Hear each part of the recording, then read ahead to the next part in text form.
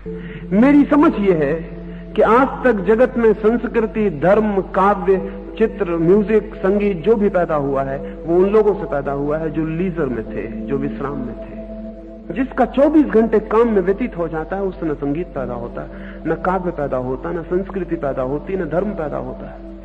अब तक जगत में जो भी श्रेष्ठतम विकास हुआ है मनुष्य संस्कृति का, वो विश्राम के क्षणों में हुआ है।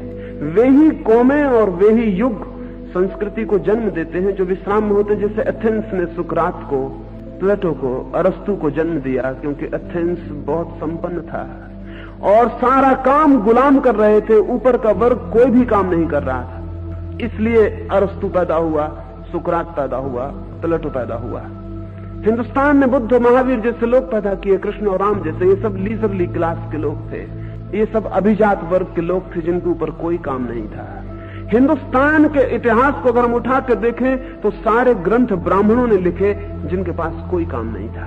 हिंदुस्तान के सारे धर्म को जन्म ब्राह्मणों ने दिया, उनके पास कोई काम नहीं था। हमने काम से उन्हें मुक्त कर दिया था। हमने कहा था तुम्हें कोई काम नहीं है, तुम पढ़ो, लिखो, सोचो, विचारो। शूद्रों ने तो एक वेद नहीं लिखा, एक उपनिषद नहीं लिखा। शूद्र कैसे लिख सकते थे?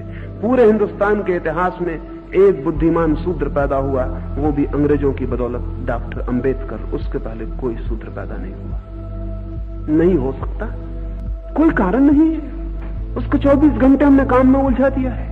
अगर स्वावलंबन की बात को बहुत ज्यादा खींचा जाए तो एक एक आदमी की जिंदगी सुबह से सांझ तक फिजूल कामों में नष्ट हो जाएगी और उसके व्यक्तित्व में ऊंचे उठने के कोई उपाय नहीं रह जाते।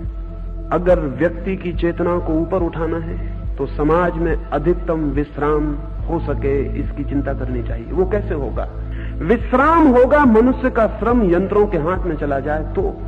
जब तक गुलाम थे दुनिया में तो गुलाम श्रम करते थे, मालिक विश्राम करता था। वो अन्यायपूर्ण था क्योंकि गुलामों की आत्मा को विकसित होने का कोई मौका नहीं मिलता था। किसी आदमी को यह हक नहीं है कि वो दूसरे आदमी की आत्मा की कीमत पर अपनी आत्मा को विकसित करे।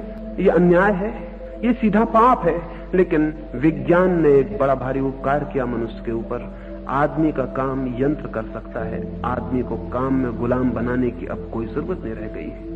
नई टेक्नोलॉजी सारा काम कर लेगी। आने वाले 50 वर्षों में अमेरिका और रूस में किसी आदमी के ऊपर किसी तरह का अनिवार्य श्रम नहीं रह जाएगा। जिस दिन पूरा समाज श्रम से मुक्त हो सकेगा, उस दिन हम कितनी बड़ी संस्कृति को, कितने महान धर्म को, कितने बड़े काव्य को, कितने बड़े साहित्य को जन्म दे सकेंगे, इसकी आज कल्पना करनी भी मुश्किल है।